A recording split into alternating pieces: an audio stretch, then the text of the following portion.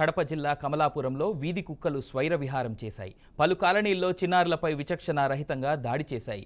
యానాది కాలనీకి చెందిన తరుణ్ను తీవ్రంగా గాయపరిచాయి. కుక్కల దాడులపై చిన్నారుల తల్లిదండ్రులు ఆందోళన వ్యక్తం చేస్తున్నారు. సమాచారం తెలుసుకున్న కమలాపురం ఎమ్మెల్యే పుత్త చైతన్యారెడ్డి గాయపడిన పిల్లల పేరెంట్స్కు ధైర్యం చెప్పడంతో పాటు ఆర్థిక సాయం కూడా అందించారు. పిల్లలకు కూడా అట్లా కాకుండా అది చెప్పిన ఆల్రెడీ పట్టమని చెప్పిన ఏందనంటే మనకు చట్టంలో కుక్కలు చంపకూడదని ఉంటాయి. మనం పట్టుకొని దానికి మందు ఇచ్చి మళ్ళీ వదిలేయాల్సిందే. కాబట్టి చెప్పిన ముందైతే పట్టుకోమని చెప్పిన అందరికి తీసేసుకుంటానమ్మా. ఈరోజు మధ్యాహ్నం ఇప్పటి నుంచే పట్టుకుంటారు. మధ్యాహ్నం నుంచే పట్టేసుకోవచ్చు. ఆ పని చేయండి సార్. పిల్లల్ని నాశనం చేస్తున్నాయి సార్. పిల్లలే కాదు పెద్దోళ్ళని కూడా నాశనం చేస్తున్నాయి సార్. హాస్పిటల్ పోతే వాళ్ళు పడుచుకోలేదు సార్. వాళ్ళు ఊరకు సూదులేసి పంపించేసినారు. నేను చెప్తాలేమ్మా, నేను చెప్తాను వాళ్ళకు ఆడ చెప్తాను. అట్లనే వాళ్ళకు రిమ్స్ కూడా చెప్తారు. రిమ్స్ చెప్పేసి లేకపోతే ప్రైవేట్ హాస్పిటల్ చెప్పిస్తాలేమ్మా. మేము బీదవాళ్ళం సార్. మేము యానాదోళ్ళం. కూలి ఏదో చూడండి సార్. మీకు పుణ్యం ఉంటుంది సార్.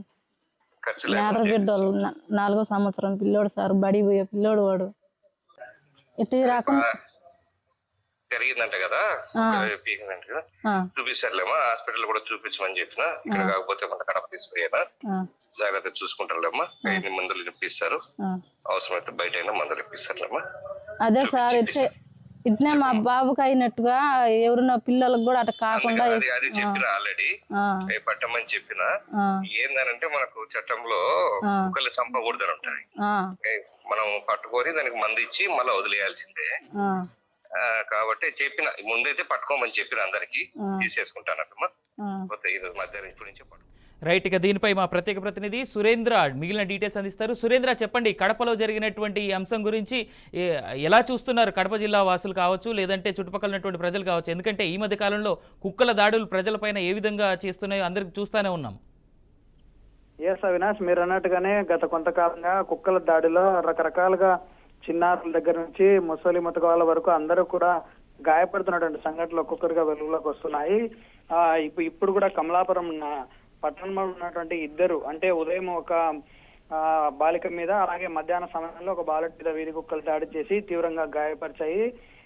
ఆలస్యంగా వెలుగులోకి రావడంతో ఒకసారిగా తల్లిదండ్రులు వెంటనే అక్కడ అప్రమత్తం కావడంతో పాటు ఆ చిన్నారిని ఆసుపత్రికి తీసుకెళ్లి చికిత్స ఇచ్చే ప్రయత్నం కూడా చేశారు. వరుసగా అంటే కమలాపురంలో దాదాపు 10 రోజుల సమయంలో ఇప్పటికీ 2 సార్లు ఈ ఘటన జరగడంతో ఒకసారిగా అక్కడ ఉన్నటువంటి స్థానికులు తల్లిదండ్రులు తీవ్ర ఆవేదన వ్యక్తం చేస్తా ఉన్నారు. వీధిలో ఉన్నటువంటి కుక్కలను తరలించడానికి మున్సిపాలిటీ అధికారులు ఎలాంటి చర్యలు తీసుకోలేదు. దీనిపై తక్షణమే చర్యలు తీసుకోవాలని చెప్పి వాళ్ళ వైపు నుంచి భారీగా డిమాండ్ కూడా వినిపిస్తోంది. అలాగే ఆ గాయపడినటువంటి బాలుడికి ఎమ్మెల్యే ఒక భరోసా కూడా కల్పించడంతో పాటు 10,000 రూపాయల ఆర్థిక భరోసా కూడా కల్పించారు.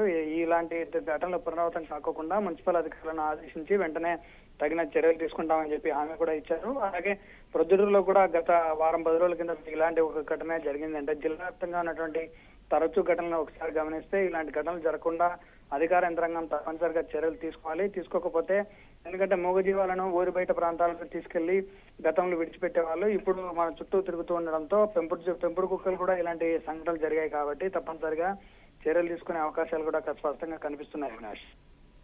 Right Surendra, thank you so much for more details.